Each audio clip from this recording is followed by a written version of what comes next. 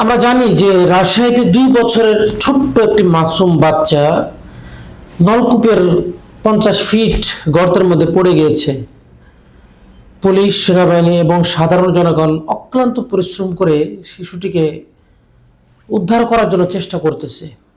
আমরা দোয়া করি আল্লাহ রাব্বুল আলামিন সেই কলিজার টুকরা সন্তানকে তার মায়ের বুকে ফিরিয়ে দেন। এ ব্যাপারে আল্লাহ রাব্বুল আলামিন কোরআনুল কারীমের মধ্যে কি বলছেন? আল্লাহ রাব্বুল আলামিন বলছেন, অমান আহইয়াহা ফাকান্নামা আহইয়ান নাসা জামিআ।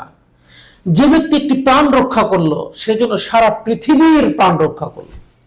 অর্থাৎ একটি জীবন যদি রক্ষার্থে যদি একটি মানুষ এগিয়ে যায়, আল্লাহ রাব্বুল আলামিন এই সারা পৃথিবীর মানুষের প্রাণ রক্ষা করলে যে সওয়াব হবে তার আমল নামায় সেই সওয়াব লিখে দেন।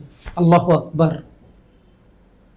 তাহলে পুলিশ বাহিনী, সেনাবাহিনী এবং সাধারণ জনগণ যারা অক্লান্ত পরিশ্রম করে ছোট্ট মাসুম বাচ্চাকে উদ্ধার করার জন্য চেষ্টা করতেছে, তারা কতই না সওয়াব অর্জন করতেছে। আলহামদুলিল্লাহ। এবং আরো একটি কথা বলতে হয় যে আমরা যারা মা রয়েছি, বাবা রয়েছি, আমরা চেষ্টা করব আমাদের কলিজার টুকরা সন্তানকে দেখে শুনে রাখতে। কারণ একটা মা জানে একটা সন্তান হারানো ব্যথা কত কষ্টকর। আল্লাহ না করুক এ ধরনের বিপর্যয়, এ ধরনের বিপদ আমাদের কাছে নেমে না আসে। আল্লাহ রাব্বুল আলামিন আমাদের সকলকে সঠিক কথাগুলো বোঝার এবং আমল করার তৌফিক দান করুন। আমিন। আসসালামু আলাইকুম ওয়া রাহমাতুল্লাহি ওয়া বারাকাতুহু।